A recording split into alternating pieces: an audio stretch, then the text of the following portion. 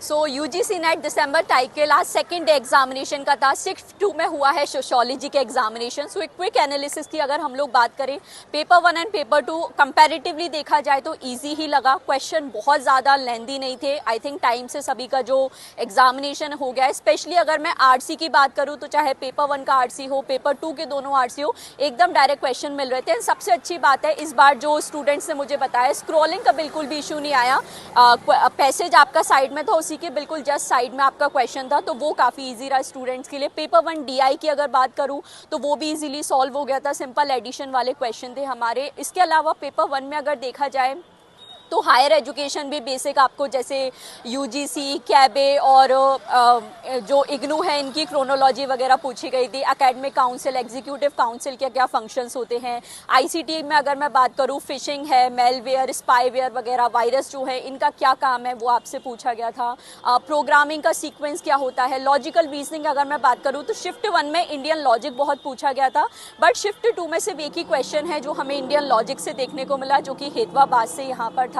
इसके अलावा अगर लॉजिकल रीजनिंग में बात करूं पेपर 1 में, सो फैलेसी से आपसे यहाँ पे क्वेश्चन पूछा गया है, स्टेटमेंट बेस्ड। मैथमेटिकल रीजनिंग अगर देखें हम लोग तो एक आपका कोडिंग डिकोडिंग का क्वेश्चन था, एक यहाँ पर एज से रिलेटेड क्वेश्चन आपको पूछा गया था। फ्रैक्शंस को असेंडिंग ऑर्डर में अरेंज करने का क्वेश्चन था मैथमेटिकल रीजनिंग में। इसके अलावा मैं बात करूँ तो जो आपको मल्टीपल स्टेटमेंट दिए होते हैं और चेक करना होता है कौन सा स्टेटमेंट सही है या नहीं, तो उसमें जैसे परसेंटेज दिया था या फ्रैक्शन दिया था तो वो चेक करना था सही या नहीं। तो इस तरीके से आपका पेपर 1 का था। रिसर्च एप्टीट्यूड में बात करें तो लॉन्गिट्यूडनल रिसर्च से क्वेश्चन था। क्वान्टिटेटिव क्वालिटेटिव जो मिक्स मैथड यूज़ करते हैं तो कौन सा अप्रोच होता है, जैसे कि एक्सप्लोरेटरी, एक्सप्लेनेटरी, इस तरीके से क्वेश्चन यहाँ पर हमें पूछा गया है। कम्युनिकेशन यूनिट में बात करूँ तो एक आई थिंक एक न्यू मॉडल है जो हमें इस बार कम्युनिकेशन में पूछा गया और उससे क्रोनोलॉजी बेस्ड क्वेश्चन आया था, तो वो एक नई चीज़ है जो इस बार देखने को मिली। हायर एजुकेशन बेसिक था, कुछ भी बहुत आउट ऑफ द बॉक्स यहाँ पे नहीं पूछा गया है।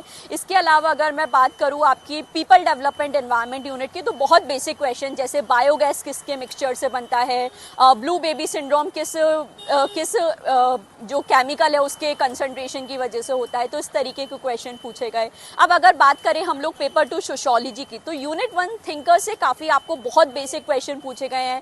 मैच द कॉलम वाले जो क्वेश्चन है वो एकदम डायरेक्टली सॉल्व हो रहे थे, जैसे कंसेप्ट्स एंड प्रोपाउंडर्स की बात करें, बुक्स एंड थिंकर्स की अगर हम लोग यहाँ पे बात करें। और यूनिट 1 में अगर हम लोग बात करें तो आप लोगों को कुछ क्रोनोलॉजी बेस्ड क्वेश्चन पूछे गए, जैसे एम.एन. श्रीनिवास की बुक्स की क्रोनोलॉजी, जी.एस. घुरे की बुक्स की क्रोनोलॉजी, पीयर बोर्डो की बुक्स की क्रोनोलॉजी, एंथनी गिडिंस की थियरी ऑफ मॉडर्निटी। एक ही छोटी थियरी से हमें लगभग 3-4 क्वेश्चन यहाँ पे देखने को मिले। सो ओवरऑल यूनिट 1 जो है काफ़ी ईजी था। एक जो चैलेंजिंग चीज़ रही है इस बार के पेपर में वो है असर्शन रीजन क्वेश्चन। लास्ट 2-3 बार से नहीं पूछे जा रहे थे तो स्टूडेंट थोड़ा प्रिपेयर्ड भी नहीं थे, बट असर्शन रीजन हमें ज़्यादा पूछे गए हैं, तो ये थोड़ा सा एक प्रॉब्लमेटिक चीज़ था। दूसरी चीज़ है सोशियोलॉजी में आपको स्टेटमेंट बेस्ड क्वेश्चन भी पूछे गए, जैसे कौन सा स्टेटमेंट किस थिंकर से रिलेटेड है, तो वो उस तरीके के क्वेश्चन थे। इन्वायरमेंट यूनिट का काफ़ी वेटेज देखने को मिला, जैसे इन्वायरमेंटल मूवमेंट्स को क्रोनोलॉजिकल ऑर्डर में अरेंज करना, बिश्नोई मूवमेंट, चिपको मूवमेंट, साइलेंट वैली और ये जो नर्मदा बचाओ आंदोलन है इनको क्रोनोलॉजिकल ऑर्डर में अरेंज करना। सिमिलरली पीजेंट मूवमेंट्स को क्रोनोलॉजिकल ऑर्डर में अरेंज करना, जैसे कि Indigo agitation, Moplah, Tebhaga, Naxalite movement, ये सारी चीज़ें। एक न्यू क्वेश्चन भी देखने को मिला, हर्बर्ट ब्लूमर के सोशल मूवमेंट से रिलेटेड क्रोनोलॉजी आपको पूछी गई। कुछ जो मेजा कॉलम वाले क्वेश्चन थे वो यूजुअली सारे इजीली सॉल्व हो रहे थे। 2 क्वेश्चन जो मुझे स्टूडेंट्स ने बताया कि ऐसे थे कि जिसमें कुछ न्यू बुक्स हमें पूछी गई। Death of the class I think एक न्यू बुक है जो इस बार आपको पूछने को मिली, तो कुछ ऐसी न्यू चीज़ें भी थी। तो ये क्विक एनालिसिस था किस तरीके से आज का सोशियोलॉजी का एग्जामिनेशन रहा। बाकी आपका एग्जामिनेशन किस तरीके से रहा ज़रूर मुझे कॉमेंट सेक्शन में बताइए। आपके अकॉर्डिंग पेपर का लेवल हाई था या लो था, ज़रूर कॉमेंट सेक्शन में बताना। एंड बहुत जल्दी हम लोग मिलने वाले एक डिटेल एनालिसिस के लिए, जिसमें डिटेल में सारी चीज़ें डिस्कस करेंगे, कितने क्वेश्चन पूछे गए, कितने डायरेक्ट थे, कितने इनडायरेक्ट क्वेश्चन थे, सारी चीज़ों के बारे में बात करेंगे। So all the very best. अपना रिव्यू जरूर कमेंट सेक्शन में बताइएगा। Do not forget to like and share the video and do subscribe to JRF अड्डा।